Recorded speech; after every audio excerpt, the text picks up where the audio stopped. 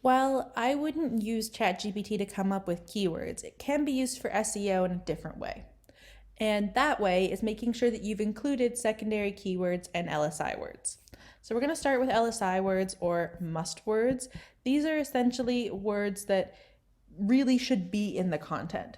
So for example, if everyone wrote an article about things to do in New York, if you didn't mention in yours the Statue of Liberty, but everyone else did, and if it's kind of common knowledge that that's something about the place that matters, Google would be like, do you actually know New York? Even if you said don't go there, as long as you've mentioned that it's there and it's this big important thing, you've checked that box. The same kind of thing happens with these terms.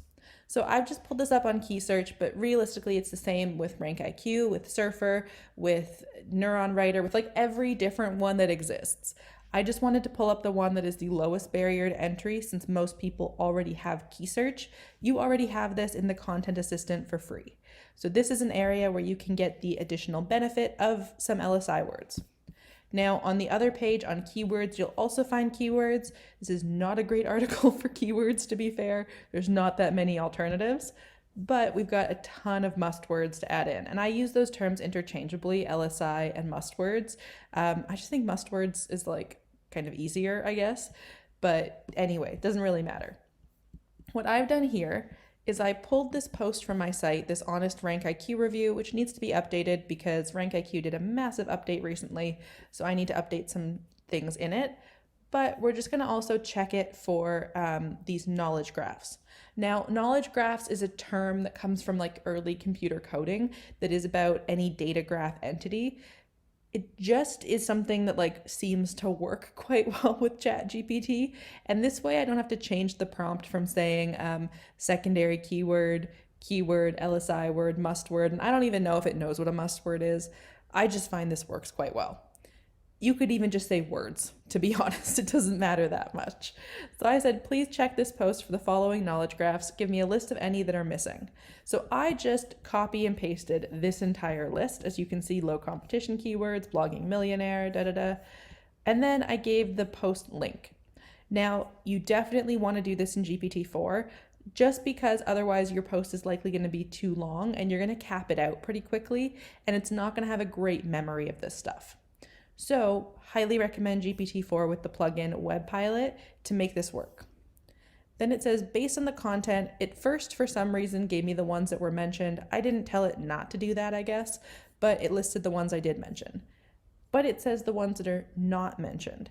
So it has the Blogging Millionaire podcast, it has Rank IQ Content Optimizer, new blog posts. There's always some random like affiliate ones that I wouldn't use personally, especially because like my disclosure is above the post in like a special format, so it doesn't always get picked up. But there's a bunch of extra stuff here that could be used. Now, are we 100% sure it wasn't used? We can check. So nope, look, it was used. It just was capitalized, so it couldn't necessarily figure that out. So sometimes you do have to double check this, but it's a pretty easy thing to do to be like, okay, did I use that thing? Well, clearly I did. So just double check.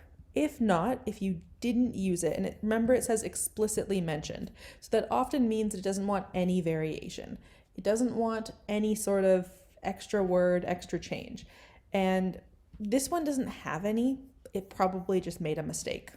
That's okay. You can even ask it to double check and say, are you sure that just these terms are not in the post? However, if we're working with the fact that maybe I just missed them somehow, then what we're going to want to do is add them into the post. So you're just going to feed it your post. I'm just going to take a section here because this is quite a long post. I did a lot for this one. But I'd say, please add any missing knowledge graphs from the list above that can naturally be added to this section of the post. So I'm just going to feed it a section of my post and then get it to add whatever can be mentioned. And so here you can see it's already mentioned. It says this one could be added. I'll give it a second to run all of this.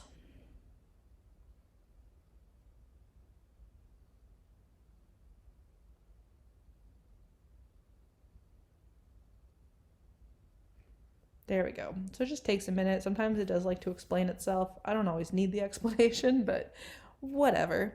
So we're going to let it run for a moment, and it's going to pull in whatever of those sections it thinks are necessary.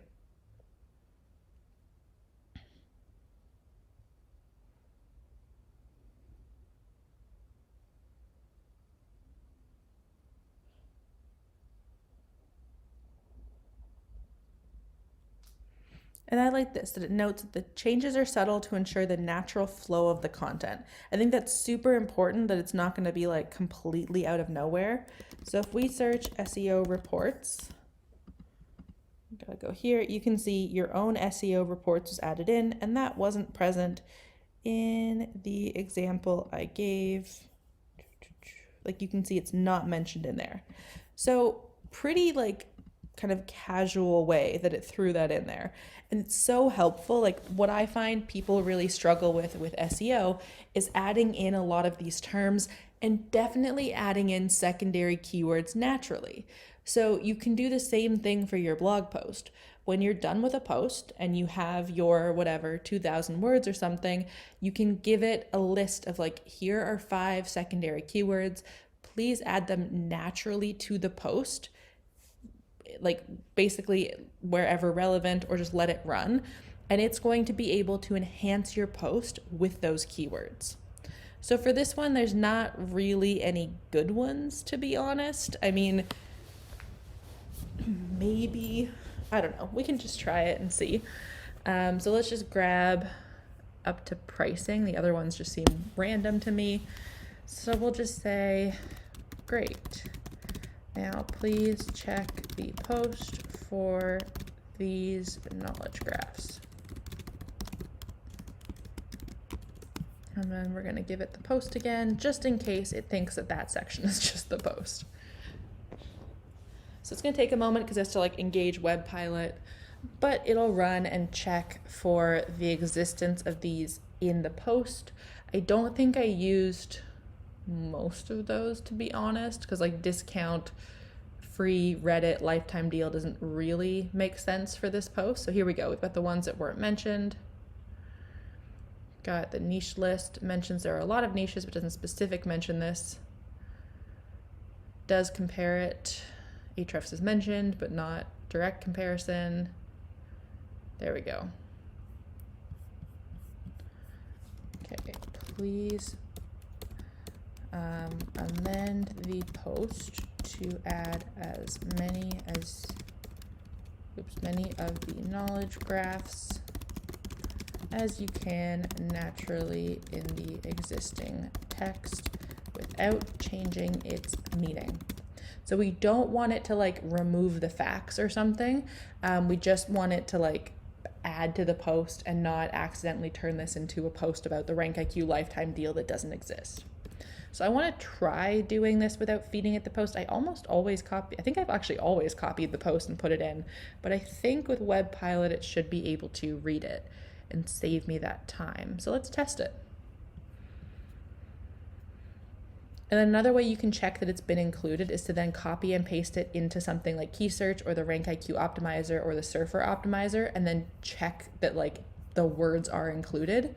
Another thing you can do is like, if you know which ones aren't included because you've already copy and pasted it over, and like, let's say you're updating an old post and it's like, okay, these 5 weren't included and they're quite high priority, you could just tell ChatGPT just to include those immediately. So here we go. Based on the content provided, I'll integrate the knowledge graphs naturally in the existing text. And it's just running. It looks like it's bolding anytime it needs to add them. And then it's just like ... Oh, this is interesting. So it's just skipping the ones that don't matter to this purpose.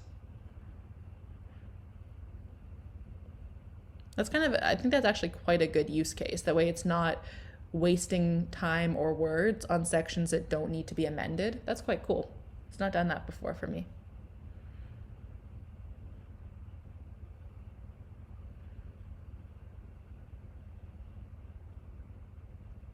Cool, there we go. So it looks like it's adjusted bits of it. I do wonder if it did that with the intention of adjusting, or if it actually was like trying to like summarize the post, because it made it quite a bit shorter.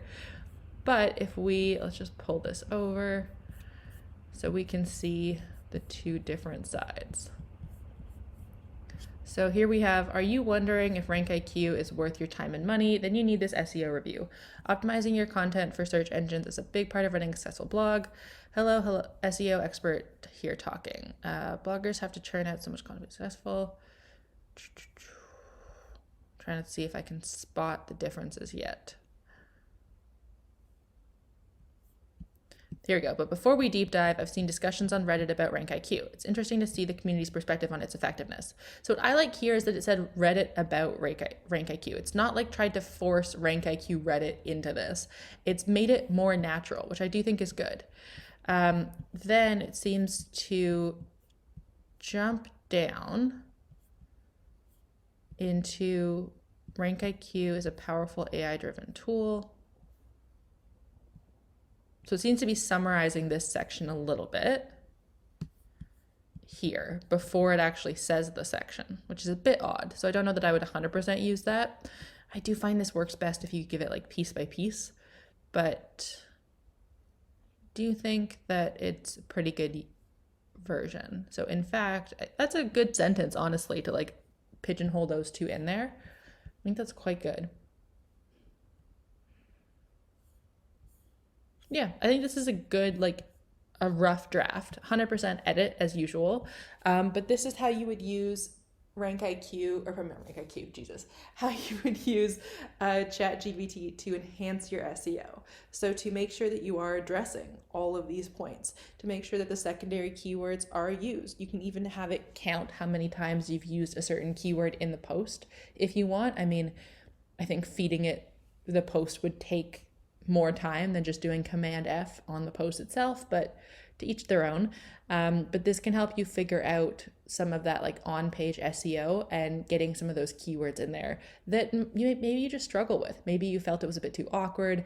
Maybe you just want to like fast forward your updating of a post where like you wrote it before you knew SEO. The content is there, but it's not 100% there. Or maybe the content is there, it's just like these extra keywords aren't there. Very doable, very helpful. And this is a great way to like easily add them in. I typically filter it a little bit. So I would stop and look at the keywords or the LSI words and try to figure out where they're going to fit most naturally. And then I tend to do it like blog section by blog section for adding them in, because sometimes it just doesn't make sense to be like, okay, here's the whole post.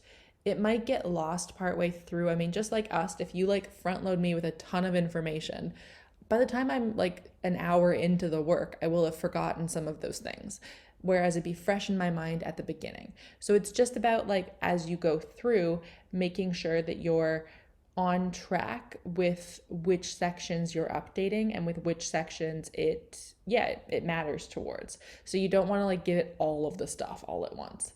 But yeah, otherwise this works very well. And I do find that this is a great way to like update your content and make sure that you are including all of these terms. That being said, it can get things wrong. Like in this one, it definitely started summarizing and adding content to weird spaces that I wouldn't want it there. If you don't like things, just tell it that, and that's okay, and then adjust it. Or just when you're like doing the edits yourself, manually move it around and manually rejig it. That way it's not getting in the way for you. So that's how you would adjust things with ChatGPT to write a better blog post that is SEO optimized. So if you have a post that you wrote a while back, maybe it's just not ranking quite as well, maybe you wrote it before you knew these details of SEO, try this out. I mean, Content Assistant is free in key search. Otherwise, you can get like SEMrush, Neuron Writer, RankIQ. There's like 1,000,002 content optimizers out there. The one that I use most is from my ad network Raptive, which is powered by SEMrush, which is kind of funny because like I'm not an SEMrush fan, but I really, really like this content optimizer. Otherwise, like Neuron Writer has, I believe, still an LTD on AppSumo at time of recording. RankIQ has monthly plans. Key Search itself is very inexpensive. So tons of options to find one and test it out. But you also don't have to use it for LSI words. You could just use it for secondary keywords, which you can find with any of your keyword research tools. And I typically find them manually, but I do find that extra section in key search can just help me get maybe a couple extra I missed or wouldn't have thought of or something, or when I'm like lazy and I miss something. Yeah, it's just a good spot to find those. Now, if you don't have a content optimizer like this, what you can do is like feed it your competitors and just ask if they cover things that you missed. This is something we did in the outline lesson, but it's also going to have some crossover in terms of like you would be asking more for like the specifics, not for the overall outline. And like maybe, like I said with the Statue of Liberty, maybe people are mentioning don't go to it. So maybe it's not an actual header. So this could be a way to get some extra information. However, you do run the risk of it getting confused by reading multiple long blog posts. And the best way to do that really is with GPT-4, where you're going to need to feed it the specific blog post, not paragraph by paragraph. If you are using the free version of ChatGPT at time of recording, you are really going to have to do it step by step. Otherwise, you're going to have too much that you're feeding it. Like if I tried to copy that full Rank IQ blog post, it's too long for the input area. But if I gave it section by section, it's very doable. So then you just need to use like a little bit more human power, I guess, to make it work, to get the AI to run more smoothly. Otherwise, if you're trying to like get it to do all the things, I really would recommend paying for the upgraded plan, where it can just read the links and speed that up for you. So I cannot wait for you guys to put this into action. It is the first time you do it, it kind of blows your mind and makes it so much easier. I don't have a problem adding secondary keywords. I love adding like hundreds of secondary keywords, but lots of people really don't. And when you're first doing it, it can be really complex and feel overwhelming. So this is a great way to narrow it down and make it much easier so that you're not missing big sections that you definitely want to include. I will say another use case, just like sneaking it in there. If you use Query Hunter, there is a free and a pro version, either one. It'll show you the keywords that you rank for that aren't mentioned in your content. And you can just copy a list of those and use those as secondary keywords that you're like already ranking for, that even like maybe your keyword research tool didn't notice. Those are ones that you can throw in there. Get ChatGPT to add those mentions into your content for you and then have them built in. So the pro version does that inside of your post, but if you just have the free version and don't want to like buy the pro version, then you can just use ChatGPT to do this part. So you then do have to like, I don't know, it's a couple extra copy and paste steps, but it's not that much. And equally, the Query Hunter Pro version does mostly make new content for this, where maybe it's just a specific wording could be changed in a sentence to fit it a bit better. And the cool thing with ChatGPT as well is that if you feed it the whole list of secondary keywords, even the ones that you have included, it'll notice it and it won't delete the ones that you've included, where sometimes where like even us as humans will be like, okay, well, if I did, I don't know, running with bulls instead of running with the bulls, you get rid of the word the, you might have actually removed something that was making running with the bulls rank. You know what I mean? That was a pretty bad example because, I mean, the second one made no sense grammatically, but you know, like Canada and winter in Canada. Maybe you switch them around thinking it won't matter, but maybe you had the perfect exact number of those that was making you rank number one for Canada and winter. So switching it around, you actually like cut yourself off at the knees. So just be really careful with that, and always double check all of this stuff. I mean, you are the human, you need to like use your human power a little bit.